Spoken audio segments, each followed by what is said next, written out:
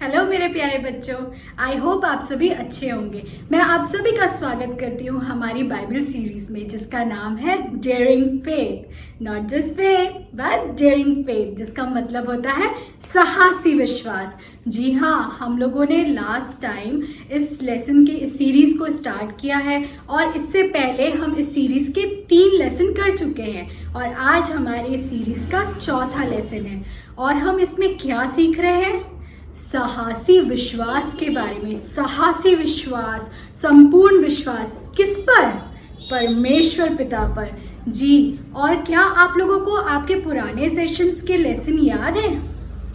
I hope आप सभी को याद है और मुझे लगता है कि आप सब इतने इंटेलिजेंट हैं कि आपको ये भी याद है कि परमेश्वर पिता पर विश्वास करने से सारे कार्य हो सकते हैं। चलिए मैं एक छोटा सा रिवीजन आपको दे देती हूँ। इससे पहले के हमारे जो क्लासेस थे उन लेसन्स में हमने डेयरिंग फेथ चैंपियंस के बारे में जाना था और वो 3 चैंपियंस कौन थे?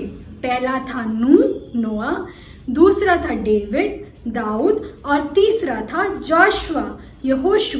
जी, और हमने इन तीनों के जीवन से जाना कि जब परमेश्वर पिता पर विश्वास करते हैं तो बड़े से बड़े, मुश्किल से मुश्किल, कठिन से कठिन भी परिस्थिति हो हमारे जीवन में, पर परमेश्वर पिता उनसे हमें निकाल बाहर करते हैं। क्यों? क्योंकि परमेश्वर पिता का जो विश्वास करता है उसके लिए सारे काम संभव है।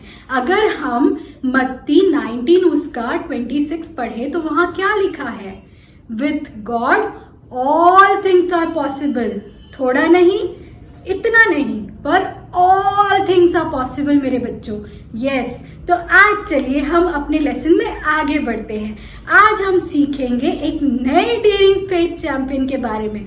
उसका नाम बताने से पहले मैं आप सभी को एक छोटा हिंट देती हूँ। चलिए आप सभी गेस करिए। ये व्यक्ति इस कारण जाना जाता है क्योंकि वो परमेश्वर पिता पर इतना विश्वास करता था और उनकी आज्ञाओं पर चलता था और दिन में 3 बार नित्य प्रार्थना किया करता था। और किसके साथ? धन्यवाद के साथ प्रार्थना किया करता था। आई होप कि आप लोग जान गए होंगे ये कौन है, क्योंकि मेरे सभी बच्चे बहुत इंटेलिजेंट हैं। यस, आप लोगों ने सही जाना। हम आज जानेंगे दानियल के विषय में। जी, और दानियल के विषय में हम कहाँ पढ़ते हैं? बाइबल में दानियल की एक पूरी किताब है। अगर हम पढ़े दानियल 1 से तो हमें हर एक लेसन में दानियल की जो जर्नी रही उसके बारे में बहुत कुछ पढ़ने और सीखने को मिलता है। लेकिन आज जो हम पढ़ेंगे वो पाया जाता है दानियल 6 में। दानियल उसका चैप्टर 6, जिसमें हम जानेंगे दानियल और राजा दारा के राज्य के बारे में। उस समय कैसी परिस्थिति थी, उस समय क्या हुआ, और दानियल का भरोसा परमेश्वर पर जो था वो पूरे राज्य ने कैसे जाना। यस, पूरे राज्य ने जान लिया था। तो क्या हम आगे बढ़े? चलिए मैं कहानी सुनाती हूँ। आज जो हम कहानी सुन रहे हैं, जैसा मैंने बताया, वो पाया जाता है दानियल चैप्टर 6 में। और ये उस समय की बात है जब बाबुल का राजा था, राजा दारा। जी, राजा दारा 62 इयर्स का था जब वो राजा बना। अगर आप चैप्टर 6 पढ़ते जाएंगे तो आपको ये पूरी कहानी अच्छे से मिलेगी, तो आप लोग पढ़िएगा जरूर इसे।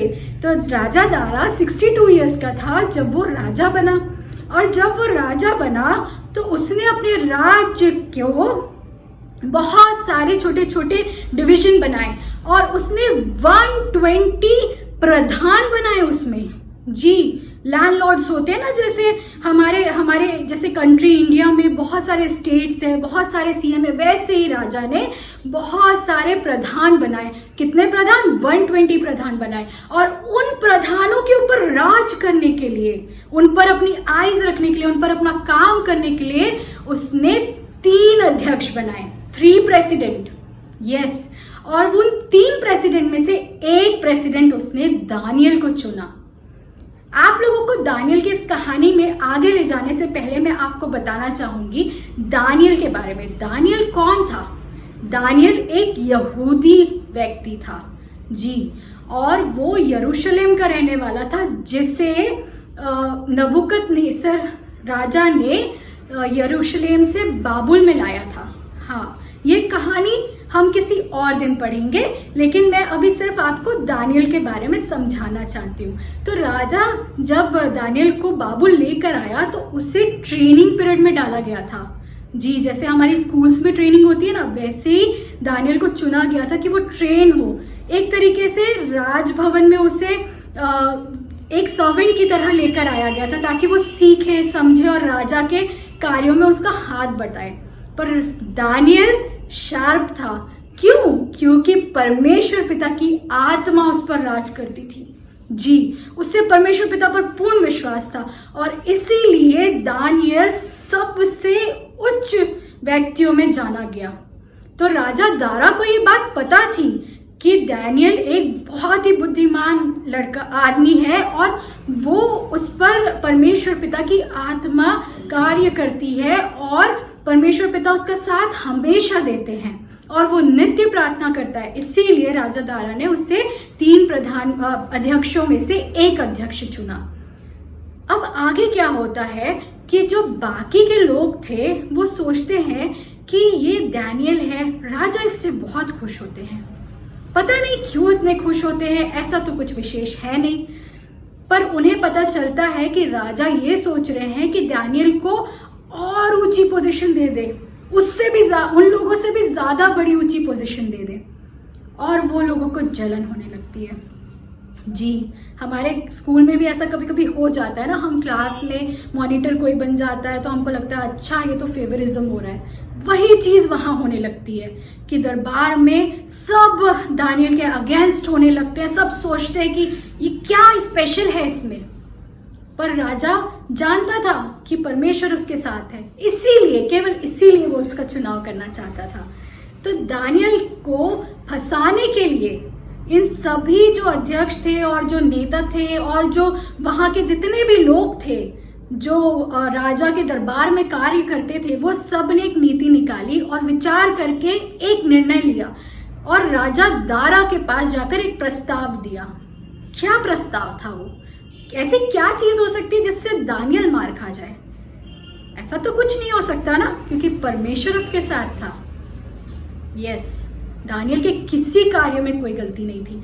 दानियल एकदम सीधा लड़का, सीधा व्यक्ति, सभ्यता से काम करने वाला, सही काम करने वाला व्यक्ति था, क्योंकि वो परमेश्वर के बताए हुए आज्ञाओं पर चलता था। अब क्या होता है कि वो प्रस्ताव जो आता है, वो प्रस्ताव क्या है मैं बताती हूँ। वो लोग जाते हैं और कहते हैं राजा से, राजा आप सलामत रहें, हम आपके सामने एक प्रस्ताव पेश करना चाहते हैं। राजा कहते हैं बोलिए। वो लोग कहते हैं कि आज ही से 30 दिन तक ये नियम जारी किया जाए कि जो भी व्यक्ति आपके राज्य में रहता है, जो कोई भी व्यक्ति आपके छोड़ किसी और देवता, किसी और मनुष्य या परमेश्वर की उपासना करे, उसे क्या किया जाए? सिंह के मान में डाल दिया जाए और सिंह उसे खा जाए। कैसी अजीब सी ये सिचुएशन थी, सोचने वाली बात है ना। सिंह के मान में डाल दिया जाए सिर्फ इसलिए कि आप किसी भी मनुष्य, देवता या परमेश्वर की उपासना करें सिवाय राजा के। कितनी कठिन घड़ी होगी, आप इमेजिन करिए। राजा कुछ सोचा नहीं, राजा ने बोल दिया ठीक है, ठीक है बोल दिया। दानियल ने सोचा, जब दानियल को ये पता चला तो क्या आप सोच सकते कि दानियल ने क्या सोचा होगा? नहीं सोच सकते ना। दानियल सीधा गया अपने रूम में, अपने घर गया, अपने रूम में गया और उसके घर में एक खिड़की थी जिसके सामने वो बैठकर परमेश्वर पिता से घुटनों पे आकर प्रार्थना किया करता था। और वो वापस उसी जगह गया, उस रूम पर गया, उस खिड़की के सामने उसने घुटने टेक कर प्रार्थना करना चालू किया और क्या बोला पता है? धन्यवाद परमेश्वर कि मैं आपके इस्तेमाल में आने वाला हूँ। धन्यवाद परमेश्वर पिता, परमेश्वर पिता आप ही मुझे यहाँ लाए हैं और आप ही बचाएंगे। और वो प्रार्थना करने लगा। मेरे प्यारे बच्चों, वो बिल्कुल नहीं डरा, उसके मन में कोई भय नहीं था।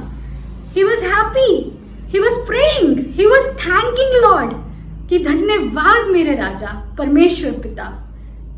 और क्योंकि वो नेता और जो बाकी अध्यक्ष थे सब जानते थे कि दानियल दिन में 3 बार प्रार्थना करता है और केवल यहोवा परमेश्वर की उपासना करता है, तो वो लोग पूरी सेना को लेकर वहां पहुंच गए उसके घर में।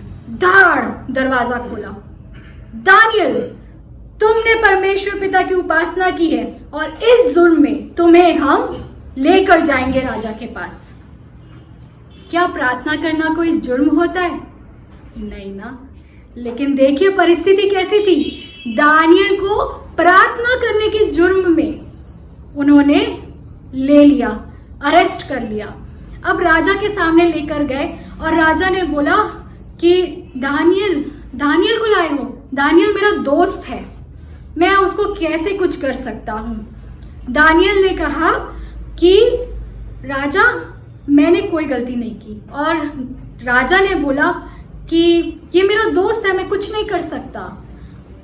तो बाकी जो नेता थे वो लोग क्या बोले कि राजा आपने जो निर्णय ले लिया है वो फरीसियों और मादियों का जो बुक होता है, जो मुहर लगी है, उसके हिसाब से आप भी इसे नहीं चेंज कर सकते। तो आपको तो दानियल को डालना ही पड़ेगा शेर की मान में। अब उसे ले जाकर शेर की मान में डालने का आदेश हुआ और राजा ने डालने से पहले दानियल से ये कहा, जिस जीवित परमेश्वर की तू उपासना करता है वही तुझे बचा ले। यही बोला और उसे डाल दिया। रात हो गई, अब दिन हुआ। राजा बिल्कुल नहीं सो पाया था, उसे नहीं पता था दानियल क्या कर रहा है। अब सुबह होते ही राजा गया और उस सिंह की मान में जाकर खड़ा हो गया सामने कि ये पत्थर को हटाओ, मुझे देखना है कि दानियल कैसा है, क्या हुआ, क्या वो जीवित है। और उसने आवाज दी राजा ने, दानियल, क्या तेरा जीवित परमेश्वर जिसकी तू उपासना करता है उसने तुझे बचाया है? दानियल ने बोला, राजा जीवित रहे, हाँ मेरा परमेश्वर जिसकी मैं उपासना करता हूं उसने मुझे बचाया। ना ही केवल बचाया पर उसने अपना एक दूत भेजा जिसने मेरी रक्षा की और जितने भी सिंह थे, लायंस, उनके सब के मुंह को बंद कर दिया। वो खाना तो दूर, कुछ बोल ही नहीं पाए, हाँ भी नहीं कर पाए। और इस प्रकार दानियल को परमेश्वर पिता ने इतने बड़े सिंह के जबड़ों से निकाल लाया। कैसा विश्वास था दानियल का मेरे बच्चों। यस, ये है साहसी विश्वास।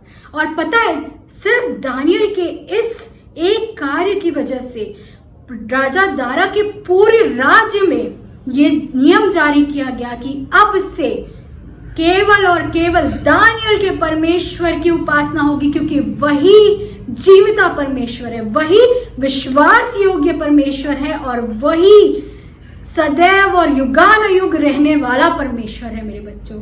तो इस कहानी से हम क्या सीखते हैं? इस कहानी से हम ये सीखते हैं कि जब हमारे पास परमेश्वर पिता पर पूर्ण भरोसा है, डेयरिंग फेथ है, तो हम कैसी भी परिस्थिति हो, कुछ भी हो हमारे जीवन में, हम परमेश्वर पिता के द्वारा आगे बढ़ सकते हैं। सही काम करना। दानियल जानता था कि परमेश्वर पिता की आज्ञा है कि मुझे छोड़ किसी और को ईश्वर करके ना मानना, और उसने इस आज्ञा को मानी और उसके जीवन में जो कार्य हुआ वो हम देख सकते हैं। आप भी परमेश्वर पिता की आज्ञाओं को मानें, अपने माता पिता का आदर करें और अपने जीवन में आप उत्तम से उत्तम आशीषों को परमेश्वर पिता की अपने जीवन में देखने पाएंगे मेरे प्यारे बच्चों। हमने पहले भी पढ़ा है और आज एक बार फिर से मैं कहती हूँ, जब विश्वास होता है तो वो दिखता है ना, हमारे कार्यों से दिखता है। तो आइए आज की हम इस क्लास को समाप्त करेंगे और आपके मन में जितने भी क्वेश्चन हैं आप अपने टीचर से इंटरेक्ट कर सकते हैं। थैंक यू वेरी मच मेरे प्यारे बच्चों, थैंक यू। और आप सबको परमेश्वर पिता बहुत तायत की आशीष दी। चलिए एक छोटी सी दुआ करें। थैंक यू मेरे Lord Jesus Christ, thank you मेरे पिता, मैं आपको बहुत धन्यवाद देती हूँ मेरे राजा, इन प्यारे बच्चों के लिए पिता, और पिता हमारे जीवन के लिए जो आपने हमारे जीवन में दिया है वो और कोई नहीं दे सकता मेरे राजा। होने देना पिता इस दानियल की बातों को, उसके जीवन को हम देखें और उसे पिता आदर्श मान सके पिता, और आपकी उपासना जिस सच्चाई से वो करता था वैसे ही अपने जीवन में हम सच्चाई के साथ परमेश्वर पिता की उपासना उपासना, आराधना और प्रार्थना करने वाले होने पाए। आपके नाम को धन्य कहते हैं मेरे राजा। और आज की इस सभा को, आज की इस मीटिंग को हम इसी नाम से हम आपसे मांग लेते हैं कि ये पूर्ण रूप से पिता फलदायक हो और आशीषित हो। इस छोटी सी विनती को प्रभु यीशु के नाम से मांगते हैं, आमीन।